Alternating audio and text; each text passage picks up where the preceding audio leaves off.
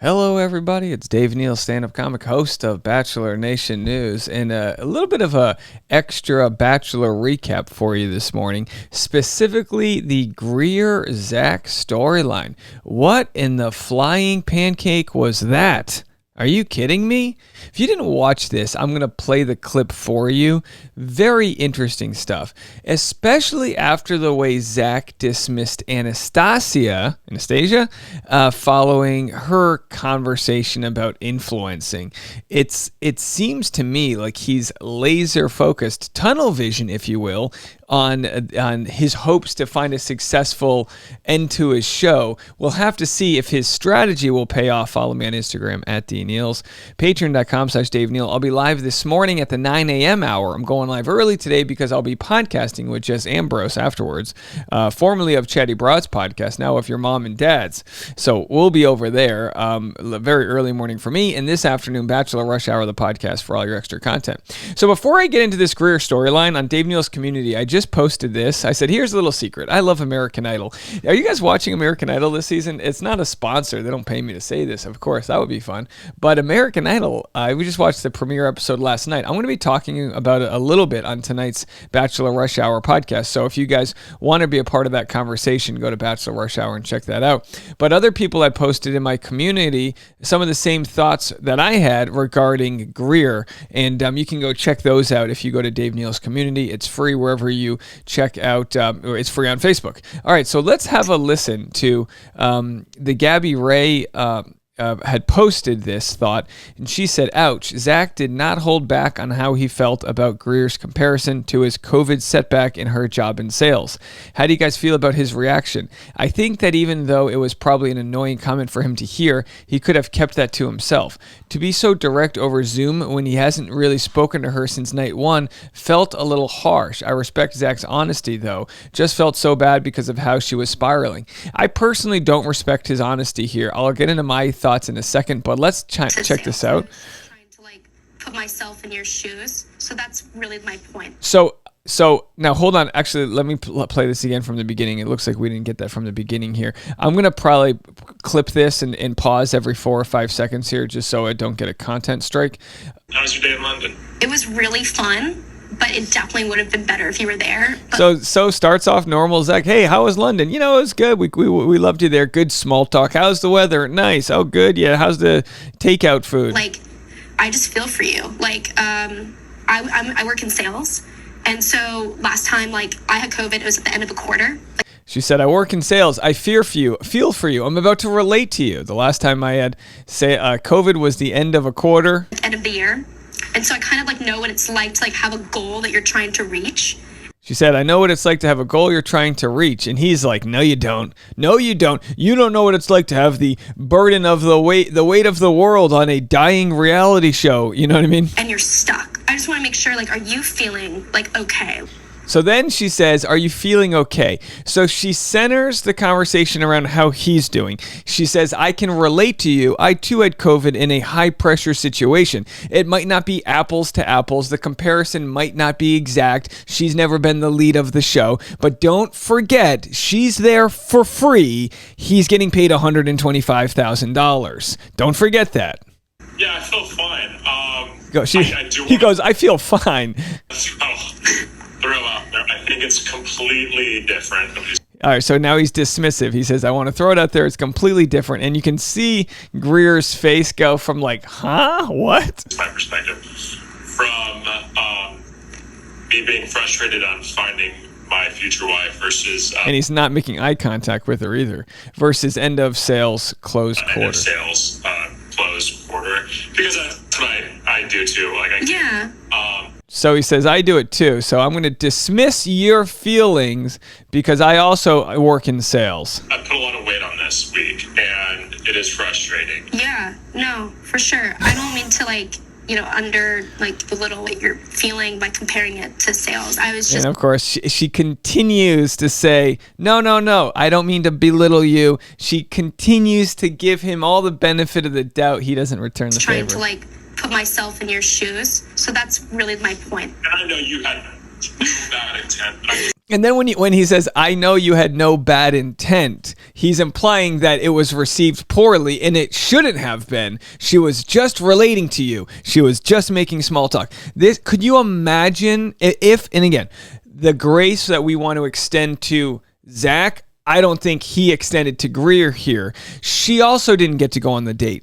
She also could end this thing on the altar. She's not just a puppet for your show. She's a autonomous human being leading her own life. She's the star of the GREER show. And regardless of how people feel about her or whatever, we overuse the term cringeworthy. We do. And sometimes I get accused of being laser focused on how I'll blow over a situation or whatever. But this is wild.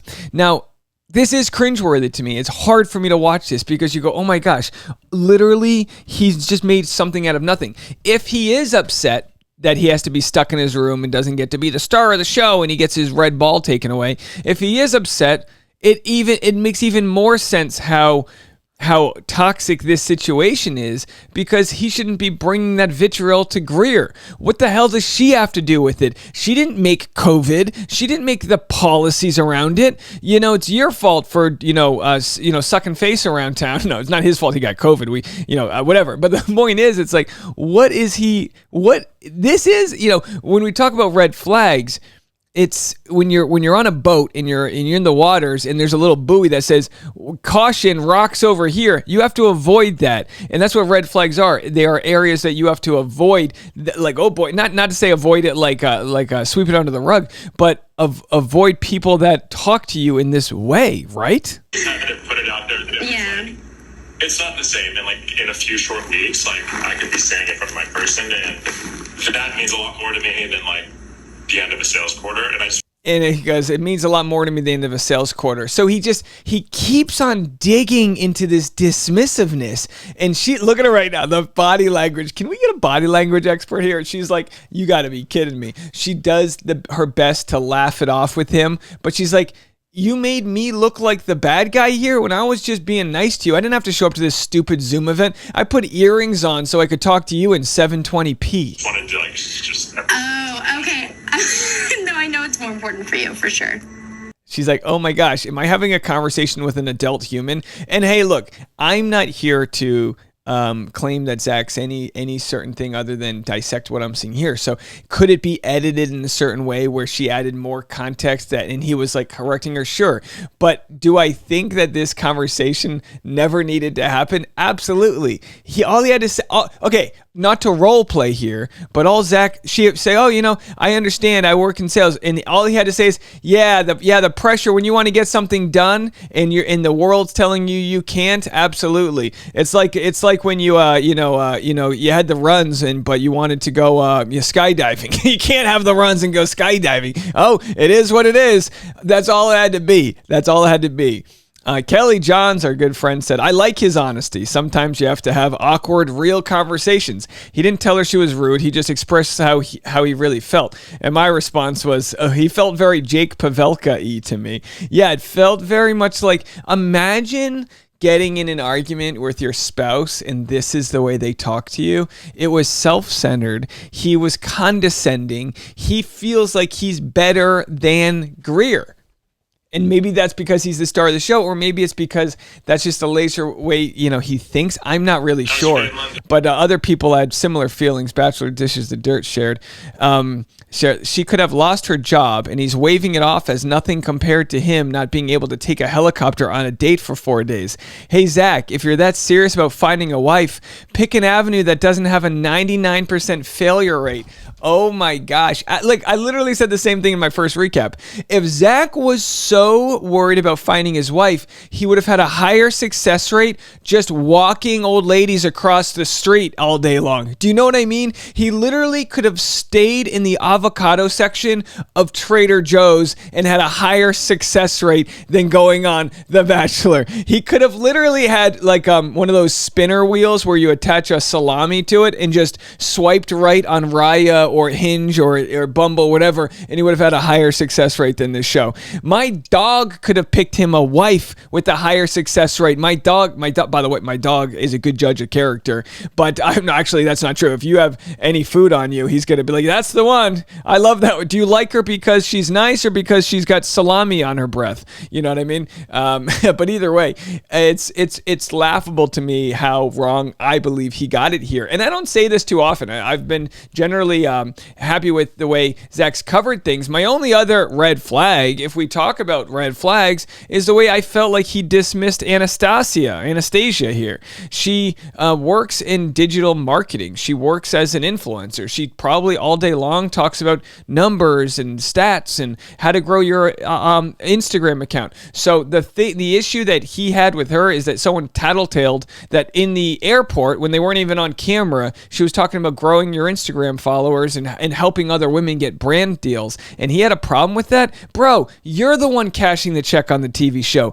not them. If anyone's there for the wrong reason, it's a person making money off of being there. And again, I don't even accuse him of being there for the wrong reason. I'm just saying there is no conversation I accept where he gets to say someone else is there for the wrong reason when they're not getting paid. If in the end they get a little exposure out of it, fine. But poor GREER just trying to meet her sales goal. Let me know what you guys think about this. I've been pretty unapologetically in support of GREER in that conversation, and my eyes are now peeled to see, as Zach deals with the stress of the show, how he will react, how will the limbic system react to the women wanting more of his time, wanting more attention, wanting more affirmations. Will he rise to that occasion, or will he be even more self-centered in his thoughts of, I'm here for my journey, this is about me? Yes, Zach, you might be here for your journey, but they are there for theirs, and we're going to have to see how it all plays out. What the hell did we just watch? Let me know what you guys think. We'll talk to you in a bit.